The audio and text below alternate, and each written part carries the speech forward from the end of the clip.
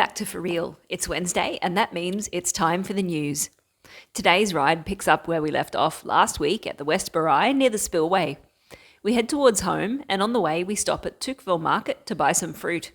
Once we get to Road 6, we make another stop at one of the nurseries to buy a plant. The ride finishes at the intersection of Road 6 and the Airport Road. We have received our December payment from YouTube, and the good news is that it's up about 30% compared to November. This is due to an increase in subscribers and people viewing our videos, so thank you. At For Real, we donate all of the money we earn from YouTube to charities in Cambodia. Here is the total we've donated so far. You help us to earn this money simply by watching our videos, so your time here on the channel directly helps people in Cambodia. This month, we donated $100 Australian each to Heartprint, Reach, and Cambodian Children's Trust. We'll be doing a live stream at 9:30 a.m. Cambodia time on New Year's Eve. There's a link to this in the description and in the comments. It would be great if you could join us. When you look at that link, it will show you what the time will be for your time zone. Today is Wednesday, the 28th of December, and in this episode, we will look at new flights and high-speed rail links for Cambodia, the return of Chinese tourism, and another huge drug bust. We'll see what the Ministry of Water Resources and Meteorology has to say about the weather for 2023, and finally get some clarity on the need to show funds when entering the kingdom. Cambodian carrier Angkor Air has launched its first direct service between Siem Reap and Hanoi, with 3 flights a week going on Tuesdays, Thursdays and Saturdays. The journey takes 1 hour and 45 minutes, and a random search I did brought up flights for $116. I hope they get cheaper as time goes on. Angkor Air also plans to start direct flights from Siem Reap to Ho Chi Minh City and Da Nang. Cambodia has become Vietnam's third largest source of foreign tourists post-reopening, with 172,000 arrivals in the first 11 months of this year, behind only South Korea, with 760,000, and the US with 270,000. More than 180,000 Vietnamese have visited Cambodia, making Vietnam in turn one of the largest sources of tourists for that country. Some good news now, a number of airline employees have been asking tourists to show $1,000 or $2,000 in cash before they'll allow people to board flights to Cambodia. In response to these reports, the Ministry of Tourism has released a statement clarifying that tourists do not have to show evidence of funds to enter the kingdom. Now we just need that information to trickle down to the airlines and their staff.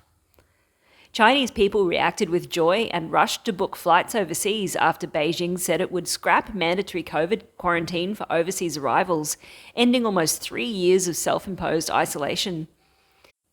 In the snap move, China said from the 8th of January, inbound travellers would no longer be required to quarantine upon arrival, in a further unwinding of hardline COVID-19 controls that have sparked nationwide protests. The new rules follow China's decision to roll back many of the zero-COVID policies, including mass testing, strict lockdowns and long quarantines in government-run facilities. In 2019, Cambodia received over 2.3 million Chinese tourists, so their return will have a big impact on tourist numbers for the kingdom. Even with the decrease in Chinese tourists, there has been a big increase in tourist numbers during the last few months, which is fantastic. The Union of Youth Federations of Cambodia of Siem Reap has kicked off an 8-day Christmas and New Year celebration aimed at boosting tourism in the province. The celebration in Siem Reap City along the Siem Reap River features numerous activities including product fairs, art exhibitions, boat cruises, a floating market and concerts. The festival is expected to draw 170,000 visitors. Cambodia will upgrade the existing railway system in the country to high-speed rail. The high-speed rail project has received in-principle financial support from the Chinese government. The Cambodian government has expressed its determination to build high-speed rail to link Phnom Penh with Sihanoukville and neighbouring countries. Cambodia currently has 2 rail lines, the southern line that connects Phnom Penh and Sihanoukville with stops in Kep and Kampot, and the northern line that goes between Phnom Penh and Battambang. The current trains run at a maximum speed of only 30 kilometres per hour.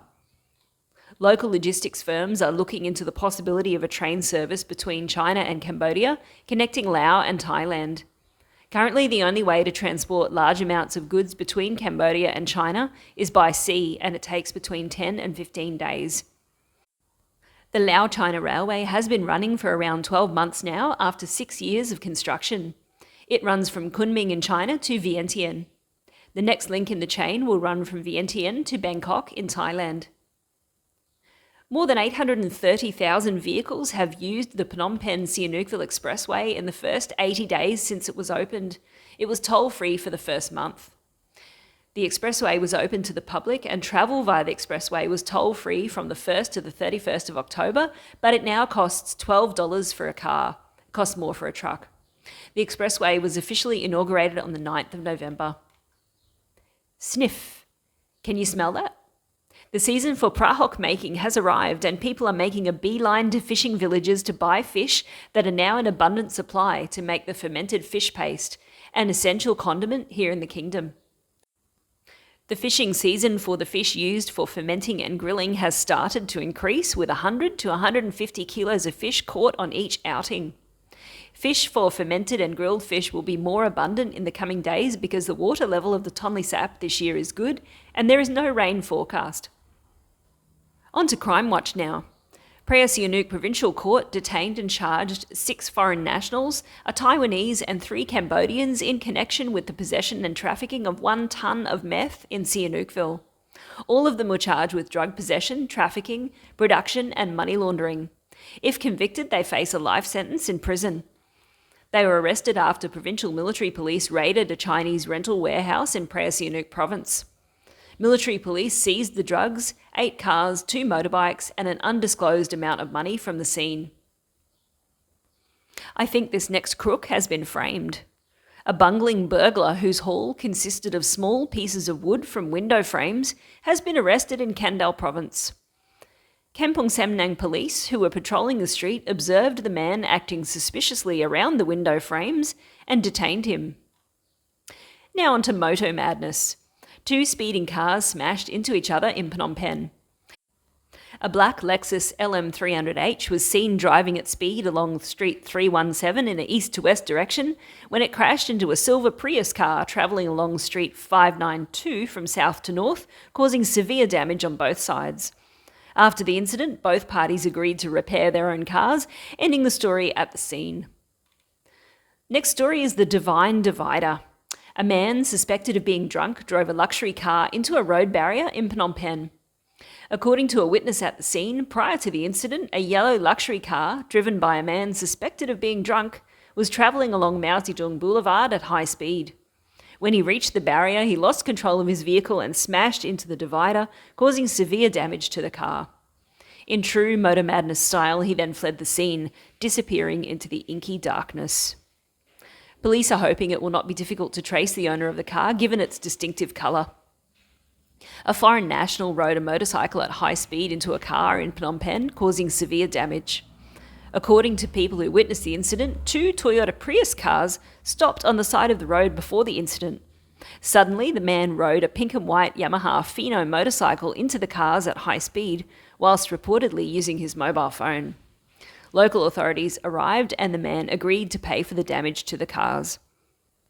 Now it's time for our Only in Cambodia story. A renowned foreign journalist has expressed his admiration of a wristwatch bearing the image of Prime Minister Hun Sen, which he purchased in a local market.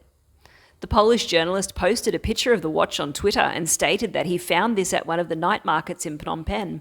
Quite a pretty watch with an image of Hun Sen, Cambodia's strong leader since 1985. Good bargain, only $10, he tweeted. The Ministry of Water Resources and Meteorology has released some long-range forecasting. They have said that temperatures would rise to 39 degrees Celsius during the 2023 dry season. The ministry also said that the rainy season will begin early next year, around mid-May. In lowland and coastal areas, it could start as early as the first week of May. Finally, a bit of good news. A fishing cat kitten was handed over to the Phnom Tamau Wildlife Rescue Centre after being rescued. The fishing cat is a medium-sized wild cat of Southeast Asia, and since 2016 it has been listed as vulnerable. Leopard cat populations are threatened by destruction of wetlands, and their numbers have declined severely over the last decade. That brings us to the end of this week's news. You're now up to date with all of the most important events in the kingdom. Thank you for watching. Take care, have a great week, and we'll see you very soon.